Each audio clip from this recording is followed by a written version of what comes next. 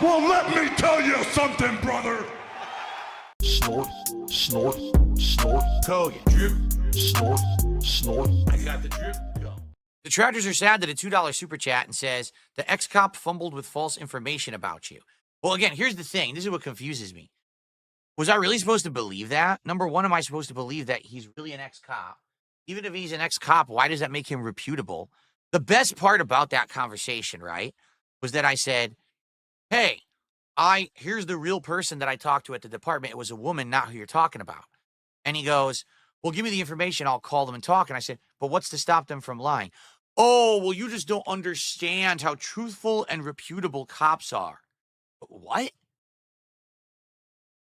What? Are you insane? Like, just think about it this way.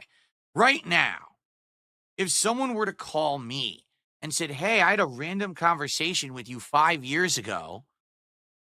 Do you remember what you said? I would say one of two things. I would say, no, I have no idea what the hell you're talking about. Or I would be like, oh, yeah, I totally remember. And I would bullshit, right? There's no way that I would randomly remember a 5-year-old conversation that I had with anyone, to be frank with you, unless it was like a super important conversation, you know, and especially if it's a situation where, for example, what you said could actually get you into trouble if it were publicly relayed that you actually said that. So do you really believe that someone is going to just, oh yeah, someone called me and said 5 years ago, you said this, did you say it? Well, let me think. If I admit that I said it, I'll get into trouble. If I lie or I say I don't remember, I'll be in the clear. But I'm a cop, so I absolutely have to do the thing that'll get me into trouble. Get the fuck out of here. Were you born yesterday? I know you were if you believe that shit. Human nature is self-preservation. A human is going to do what they need to do to survive and get by 99% of the time. There's very rare cases where a human would maybe do the thing for the other person. A person who did a one-off conversation with someone who they don't know, have no obligation to, no ties to, no honor to, you know what I'm saying? They're going to say, what the hell are you talking about, right? What in the holy hell are you talking about, man? That was the most stupid thing I'd ever heard anyone say. Oh, just because they're a cop, they're absolutely going to tell me and be true. That was what a moron. Anyway, I don't know what else you're talking about, Detractors are sad. Like, I don't know specifically what you're referencing that you think that BroSydePhil lied about, because I don't know BroSydePhil. I don't know what content he makes. Like, I literally mean that. I don't know my detractors at all. The few that I've had dealings with, like Duty streams, I literally only knew about Duty streams maybe 1 or 2 streams before when I started talking about him in the summer. If you didn't notice, I don't really care about him now. I don't watch what he does or anything. I don't give a shit about these people, you know? Okay. Keep going. We got tips coming in. And then I got to check Kick. I haven't checked Kick in a while. Another tip has come in. So I guess this podcast is going to keep going. Let's see here. I got a $1.25 tip from Walrus Nipples. When he asked you about bank leaks and wants to know where you get your haircut, I was like, what the fuck? If you told him where you get your haircut, your trolls would harass them. No, that's absolutely true. 1,000,000%. That's what you got to understand is, and I've learned this over time, that sadly my detractors are so crazy unhinged that they will do anything they possibly can, even if it makes no sense, okay? If I mention a random business that I visited today, they would probably contact the business. To what end? I don't know, but they would. I'm serious. Like, to this day, they do insane, over-the-top, inexplicable things that are just not rational, but they do them anyway. So anything that I'd mention on a stream, a place I've been, a person I've talked to, a business that I've visited or frequented or put money into, they will do something to harass them. Do you get it? So there's no way that I would ever mention where I go or what I do, right? Why would I put that on anyone? When I say that my detractors are a black cloud that follow me around, that's a literal statement. Like, anywhere I go or anything I say and do, if I tell you about it, the detractors follow like a black cloud behind me and go there and rain on it. I have relatives, who have nothing to do with me who have been harassed. I have friends from my past who I don't mention who have been harassed. You know what I'm saying? Like, you guys have no clue. I don't talk about it because when you give attention to that behavior, it propagates more of that behavior. You guys, of all the stories that I have told you over the years, you probably know about 30% of the stuff that's happened to me, my family and friends and all of that. Seriously, you know about a third of it. There's 2/3 of the stuff that's so extreme and so stupid that I would never mention it to you because I wouldn't want people to have that happen to them. I wouldn't even want to let you guys know what my detractors have done because I don't want other people to get ideas of things they could do to other people. You understand?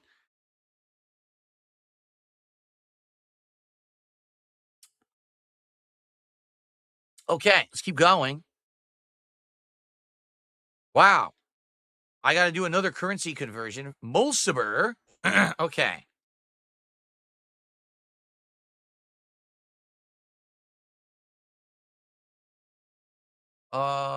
This is British pounds.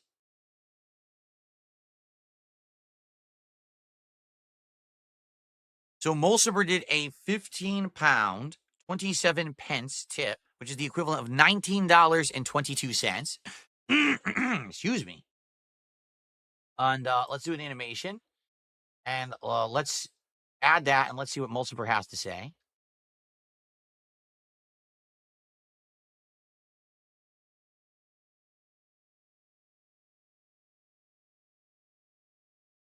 Six. So this would have been 165. Shit. I can't type today either. I really can't. All right. So, and by the way, we technically hit the goal, but let's read Mulciber's message first and respond to it, and then we'll celebrate. Okay. Thank you guys for your support this morning. However, I will say this. All right. We're having a good podcast. It's a nice decompression. You notice how calm I am? We're just having a nice decompression. This is the opposite of the side scroller situation. I'm cameras, my camera on.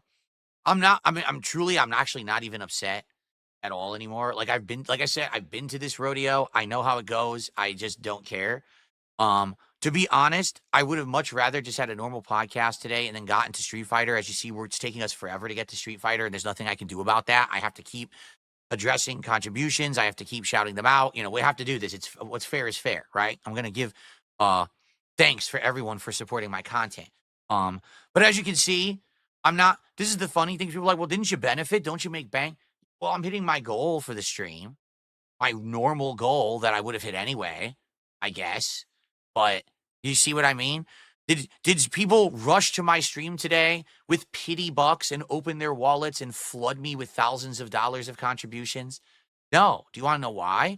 Because people only flood you with contributions when there's drama. If I was sitting here, okay, actually like being nasty to someone, I'd probably make more money, but that's not who I am.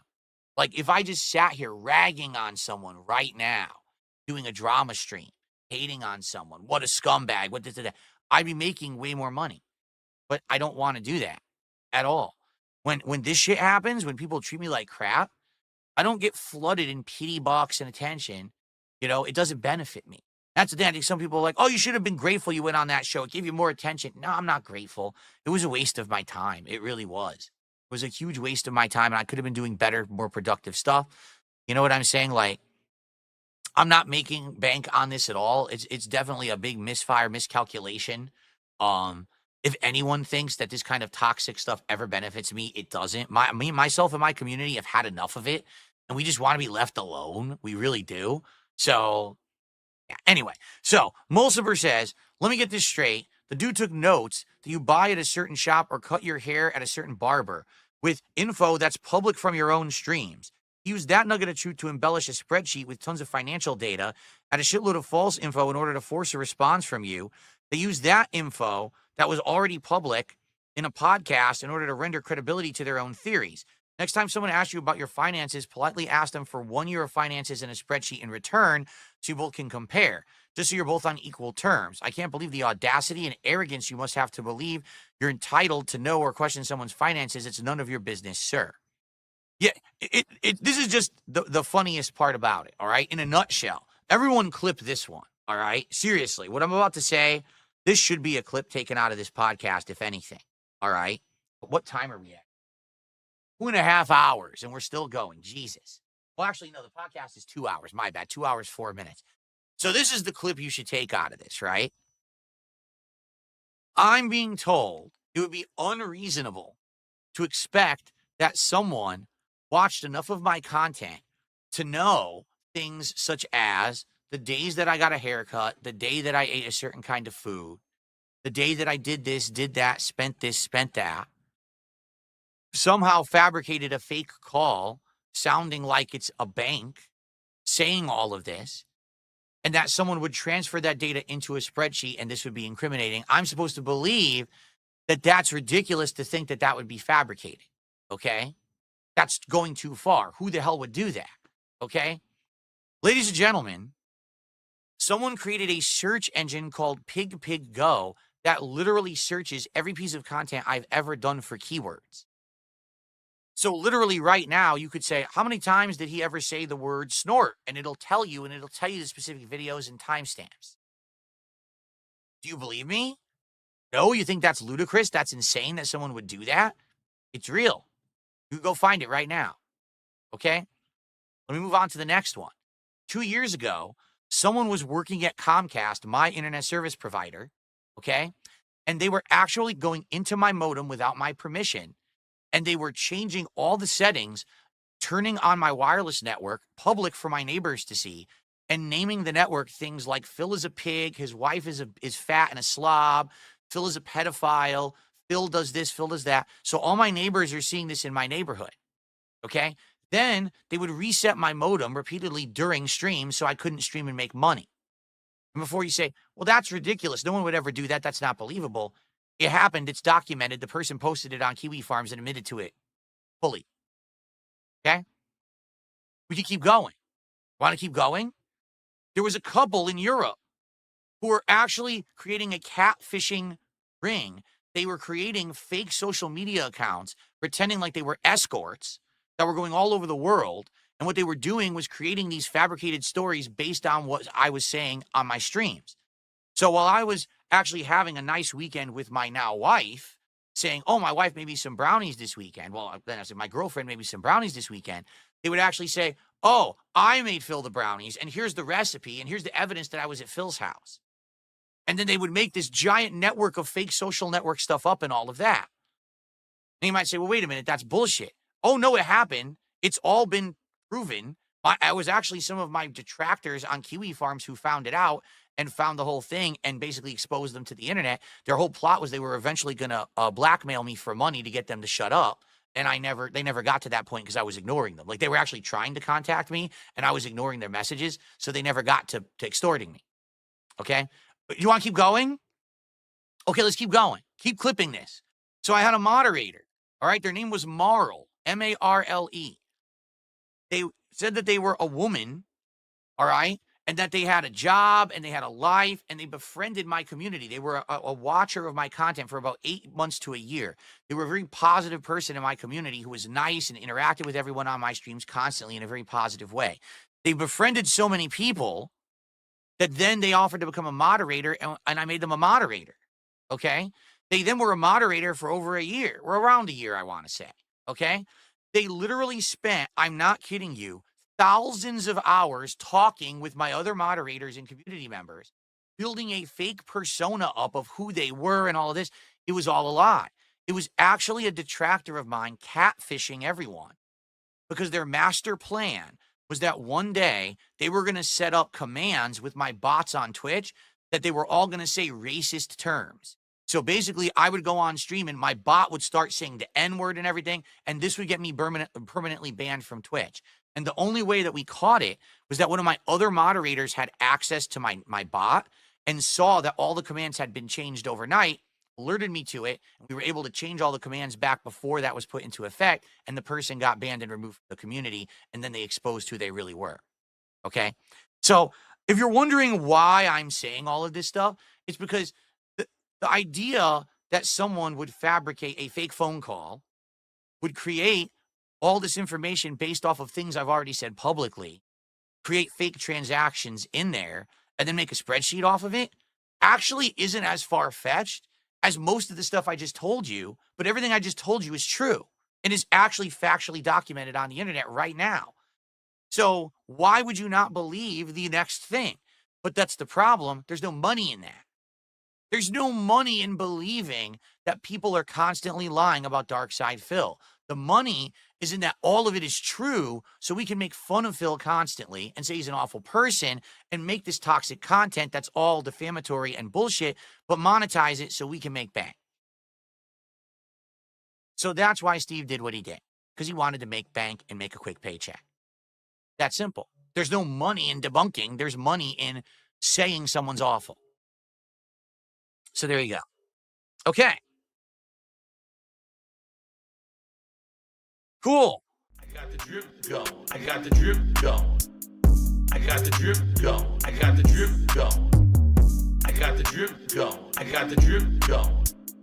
I got the drip going. It's like a faucet that's dripping. You can't make it stop. So what do you want me to do? Have a mute button that every second I'm tapping the mute button just in case I'm gonna have to clear? Like, this is what I mean, these dumb kids. This is what it is, it's dumb kids.